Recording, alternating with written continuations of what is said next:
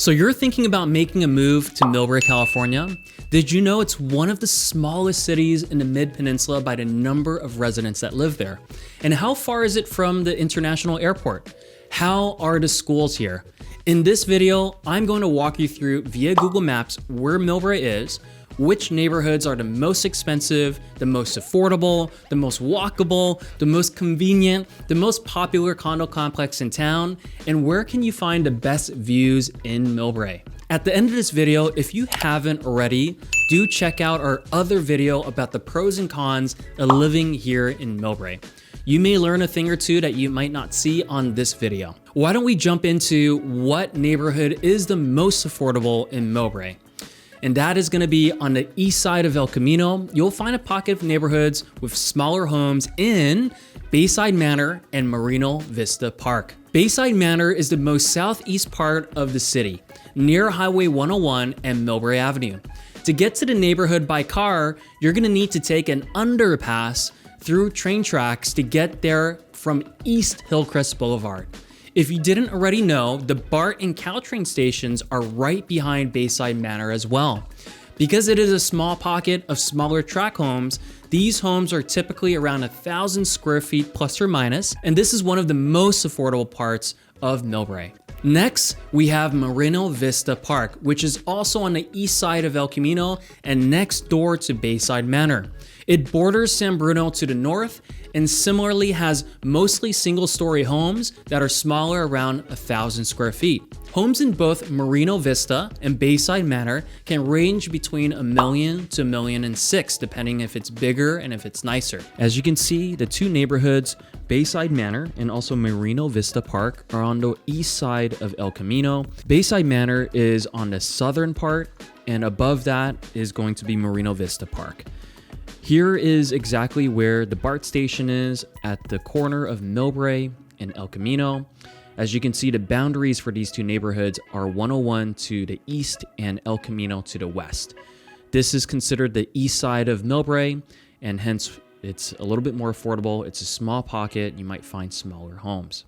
Now, most people may prefer to live on the west side of El Camino in Millbrae and may wonder which neighborhood is the most affordable. That would take us to Lomita Hills and Millwood.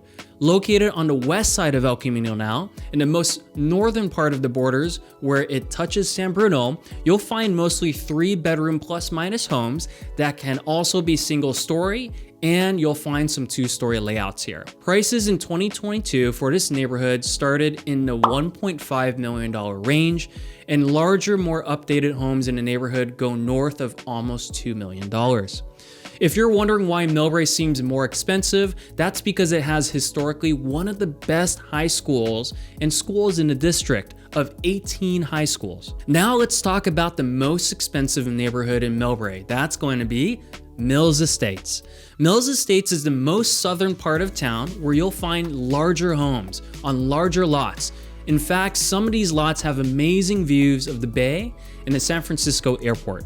If you're closer to El Camino, you may find homes on lots that are much flatter, but you may also have the trade-off of the views. Some homes here were built as larger tract homes. However, you'll find many homes that are more unique with floor plans of upwards of over 3,000 square feet. Entry-level homes in this neighborhood start in the $2 million range, and you'll find rebuilt larger spec homes closer to $4 million. Now, I wanted to show you where Mills Estates is. As you can see, labeled right here on the map is Mills Estates.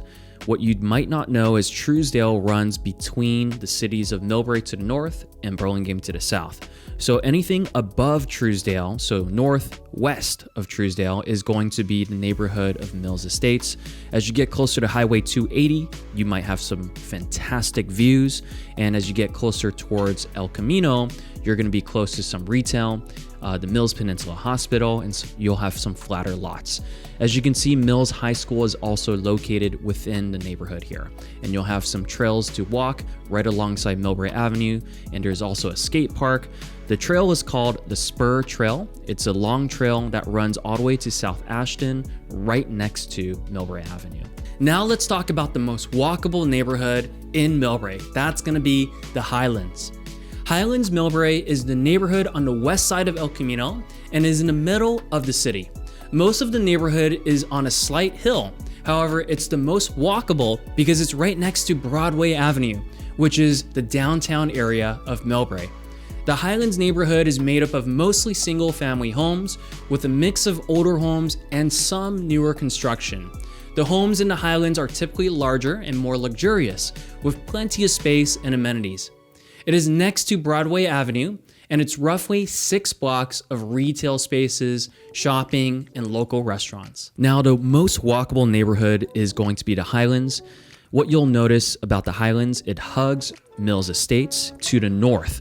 And when you see Hillcrest Boulevard, all the way to Broadway to El Camino, and up north all the way to the Millbrae Spur Trail again, this is the pocket that we call the Highlands. Now let's talk about the most popular condo complex in Millbrae, which is gonna be number 1, Millbrae Heights up the hill off of Truesdale, and number 2, 88 South Broadway down the hill, both which are in Mills Estates. Millbrae Heights is mostly made up of 2-bedroom layouts, however, it has 1 and 3-bedroom larger floor plans as well. Many of the units have city-facing units, which means amazing panoramic views. The con is that it is on the top of the hill and will most likely require you to have a car to get around town. The complex was built in 1972 and mostly is a well-maintained complex by the HOA. They do have rental restrictions, which means you'll primarily find owner-occupants that care more about their units and the complex. Units range between $600,000 to about $1 million, depending on the size of the unit you're going after. Millbrae Heights is located on Vallejo Drive, parallel to 280 up the hill. You'll have amazing views here. Now, going to some of the best views is going to be on the west side of Mills Estates, which is going to be the pocket I'm showing on the screen.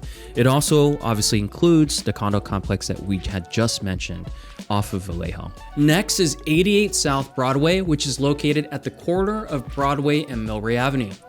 Most would describe living at 88 South Broadway as a luxurious retreat with beautiful landscaping, beautiful courtyards, fountains, a private fitness center, and spacious meeting rooms. Even some of the units have your own elevator directly from the parking garage to your living room. Units here are a bit more expensive as larger 2-bedroom and 3-bedroom layouts run between $1 million to $1.5, depending on the location, the way it faces, the fixtures and finishes within the unit itself. So 88 South Millbrae, the condo complex can be found right off of Millbrae and South Magnolia.